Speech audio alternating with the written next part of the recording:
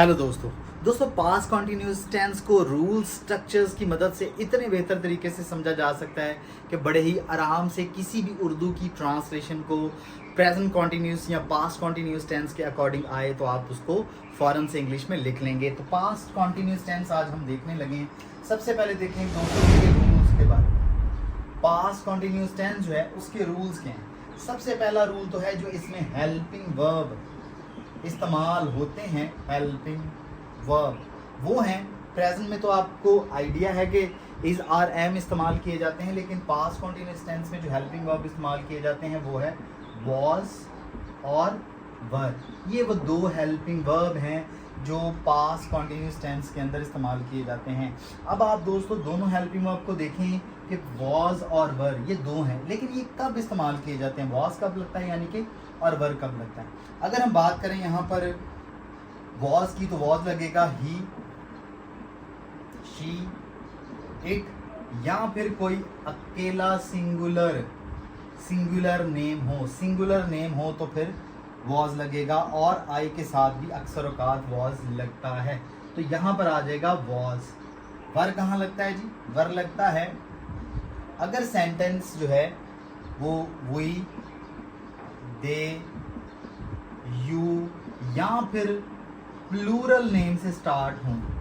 We, they, you या फिर plural name से स्टार्ट हों तो फिर हम वर लगाते हैं। तो ये हो गया हमारा helping verb. Past continuous tense के अंदर हम हेल्पिंग वर्ब वॉज और वर इस्तेमाल करते हैं। नेक्स्ट बात कर लेते हैं रूल नंबर 2 की। तो रूल नंबर 2 जो है वो बात करता है हमारे साथ वर्ब के बारे में कि वर्ब की कौन सी फॉर्म लगेगी। तो दोस्तों आपको एक ऐसा मैथमेटिकली फॉर्मूला बता देता हूँ जिसके बाद आप कभी भी फॉर्म गलत लगाने की कभी भी कोशिश करना भी चाहेंगे तो नहीं लग पाएगी। तो वो बात ये है कि आपने इस वर्ड को याद रखना है। वो वर्ड, ये जो वर्ड है कॉन्टिन्यूस। तो जब भी आपको present continuous tense, past continuous tense, future continuous tense या फिर present perfect continuous tense, past perfect continuous tense, future perfect continuous tense नजर आए, यानी कि आपको उस टेंस के अंदर अगर सिर्फ ये वर्ड नजर आए जिसका नाम कॉन्टिन्यूस है, तो आपने समझ जाना है कि उस टेंस के अंदर वर्ब की फोर्थ फॉर्म लगेगी। फोर्थ फॉर्म मतलब आईएनजी वाली फॉर्म लगेगी, यानी कि वर्ब की फर्स्ट फॉर्म के साथ आपने आईएनजी लगा देना है। तो ये रूल नंबर 2 था। रूल नंबर 3 जो है उसमें आपको कैसे पता लगेगा कि ये पास्ट कंटिन्यूअस टेंस का जुमला है, ये सेंटेंस जो है उर्दू में लिखा हुआ, ये कैसे पता लगेगा कि वो पास्ट कंटिन्यूअस टेंस का है। तो उसके लिए आपने इसकी पहचान को याद रखना है, और पहचान है कि एंड पे उर्दू जुमलों के एंड पे आ रहा होगा रहा था, रही थी या फिर रहे थे। ये नज़र आ जाए तो आपने समझ जाना है कि ये सेंटेंस कौन सा है जी, ये पास्ट कॉन्टिन्यूस का टेंस है। तो ये वो रूल्स हैं जिसकी मदद से आप पास्ट कॉन्टिन्यूस टेंस को पहचान भी सकते हैं। और उसमें क्या क्या लगेगा जी? हेल्पिंग वर्ब वॉज वर लगेगा, वर्ब की फोर्थ फॉर्म लगेगी यानी कि फर्स्ट फॉर्म के साथ आईएनजी। और पहचानना कैसे कि अगर जुमले के एंड पे रहा, रही थी, रहा था, रहे थे आ रहा होगा तो आपने समझ जाना कि ये पास्ट कॉन्टिन्यूस टेंस है।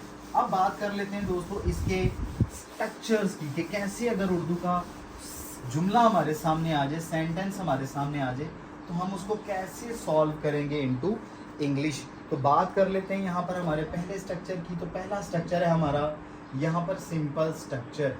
अब सिंपल स्ट्रक्चर में दोस्तों होता क्या है? सबसे पहले टेंस के अकॉर्डिंग आएगा सबसे पहले सब्जेक्ट, फिर हेल्पिंग वर्ब, और हेल्पिंग वर्ब आपको पता है कौन से हैं। अगर मैं इसकी जगह पर लिख दूँ वॉज वर तो भी ठीक है, और अगर मैं लिख दूँ हेल्पिंग वर्ब तो आपको पता ही होना चाहिए कि इसमें वॉज वर लगते हैं। फिर आ जाएगी वर्ब की बारी। तो वर्ब की इसमें फोर्थ फॉर्म लगती है यानी कि आईएनजी लगेगा, और एंड पे आ जाएगा ऑब्जेक्ट। तो ये है हमारा पहला स्ट्रक्चर। अब इसकी एक एग्जांपल को देखते हैं यहाँ पर। अहमद इंग्लिश का सबक याद कर रहा था। तो ये एक सेंटेंस है कि अहमद जो है वो इंग्लिश का सबक याद कर रहा था। अब इसको जब इंग्लिश में लिखेंगे उर्दू के सेंटेंस को तो क्या बनेगा? यहाँ पर आ जाएगा हमारा सब्जेक्ट। तो सब्जेक्ट इसमें क्या है जी, सब्जेक्ट है अहमद। तो अहमद को हम सबसे पहले लिखेंगे अहमद। अब आगे बात के हेल्पिंग वर्ब लगाना है, तो वॉज और वर दो हेल्पिंग वर्ब है, कैसे पता लगेगा कौन सा लगाना है। तो यहाँ पर आप देख रहे हैं कि अहमद सिंगुलर वर्ड है, सिंगुलर है इसलिए इसके साथ वॉज लगेगा, अहमद वॉज। उसके बाद आ जाता है वर्ब की फोर्थ फॉर्म, अहमद वॉज क्या कर रहा था, याद कर रहा था, सबक याद कर रहा था। अहमद वॉज लर्निंग, ठीक है, अहमद वॉज लर्निंग क्या कर रहा था, सबक याद कर रहा था। अहमद वॉज लर्निंग, तो सबक की इंग्लिश होती है लेसन, और इंग्लिश को हम इंग्लिश में लिखेंगे, तो Ahmed was learning his English lesson, English lesson, ठीक है जी। तो ये हमारा सिंपल स्ट्रक्चर है, और सिंपल स्ट्रक्चर की एग्जांपल भी आपके सामने आ गई है। बात कर लेते हैं दूसरे स्ट्रक्चर की। तो दूसरा स्ट्रक्चर है हमारे पास नेगेटिव स्ट्रक्चर। अब नेगेटिव में क्या होता है दोस्तों, तो नेगेटिव में सबसे पहले सब्जेक्ट आएगा, फिर वॉज या वर आएगा, फिर उसके बाद नॉट आएगा, और फिर वर्ब की फोर्थ फॉर्म आएगी, प्लस उसके बाद ऑब्जेक्ट भी आ जाएगा। तो यहाँ पर हम सेंटेंस एक है, अली क्रिकेट खेल रहा, अली क्रिकेट नहीं खेल, नेगेटिव है ना, तो नहीं आ जाएगा, नहीं खेल रहा था। तो यहाँ पर आ गया हमारे पास ये सेंटेंस, और इसको भी हम ट्रांसलेट करेंगे इनटू इंग्लिश। तो स्ट्रक्चर के मुताबिक आपने करना है। सबसे पहले सब्जेक्ट आएगा, तो सब्जेक्ट क्या है यहाँ पर, अली। अली के साथ क्या आएगा, अली के साथ तो वॉज आएगा, अली सिंगुलर नेम है तो वॉज आएगा, अली वॉज। अच्छा, उसके बाद आ गया नॉट, उसके बाद हमने लगाना है नॉट, अली वॉज नॉट। सब हम स्ट्रक्चर के मुताबिक करेंगे। सब्जेक्ट आ गया सबसे पहले अली, उसके बाद वॉज वर्ब में से एक आ गया वॉज, उसके बाद नॉट लगाना था नॉट लग गया, उसके बाद आ गया वर्ब। वर्ब है यहाँ पर खेलना, तो खेलने की इंग्लिश होती है प्ले, उसकी फोर्थ फॉर्म बनेगी playing. Ali was not playing, क्या नहीं खेल रहा था, ऑब्जेक्ट क्या है जिस पे काम हो रहा है वो क्रिकेट है, तो हम लगा देंगे यहाँ पर क्रिकेट। तो इस तरह से ये सेंटेंस बन गया, Ali was not playing cricket. ये नेगेटिव है। अब बात कर लेते हैं तीसरे स्ट्रक्चर की, जो कि है इंटेरोगेटिव। अब इंटेरोगेटिव कहते हैं सवालिया जुमले को, और सवालिया जुमले बनाने के मैंने तरीके आपको पहले भी बताएं, दोबारा बताने लगा हूँ कि सवालिया या इंटेरोगेटिव किसी सेंटेंस को बनाना है तो आप उसके हेल्पिंग वर्ब को उठा के स्टार्ट में लिख दें, या फिर WH वाले वर्ड से स्टार्ट होता है क्वेश्चन जो इंटेरोगेटिव सेंटेंसेस हैं। तो यहाँ पर हम स्ट्रक्चर देखेंगे कि सब स्ट्रक्चर में सबसे पहले आएगा वॉज या वर, उसके बाद आ जाएगा हमारे पास सब्जेक्ट, सब्जेक्ट के बाद आएगा वर्ब और वर्ब की फोर्थ फॉर्म, उसके बाद आ जाएगा हमारे पास ऑब्जेक्ट, और ऑब्जेक्ट के बाद आ जाएगा इंटेरोगेशन मार्क। तो ये हमारा स्ट्रक्चर है। तो सेंटेंस हमारे पास है, क्या आयशा स्कूल जा रही थी, सवालिया निशान आ जाएगा एंड पे।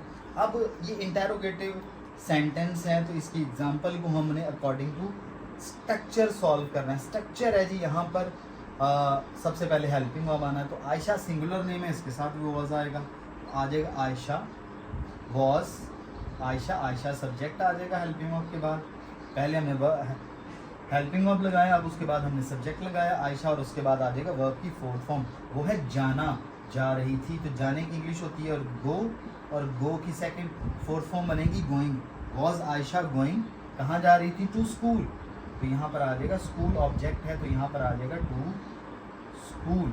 इसी तरह से अगर इसको इंटेरोगेटिव प्लस नेगेटिव दोनों बनाना हो, यानी कि इसी सेंटेंस को इंटेरोगेटिव भी बनाना हो और प्लस उसको नेगेटिव भी बनाना हो, तो फोर्थ स्ट्रक्चर के मुताबिक क्या हो जाएगा, यहाँ पर हेल्पिंग वर्ब आ जाएगा, सब्जेक्ट आ जाएगा, और सब्जेक्ट के बाद नॉट आ जाएगा। नॉट कैसे आएगा, इसको यहाँ पर देख लेते हैं, was Aisha not going to school, तो दोनों में एंड पे सवालिया निशान आप लगाएंगे।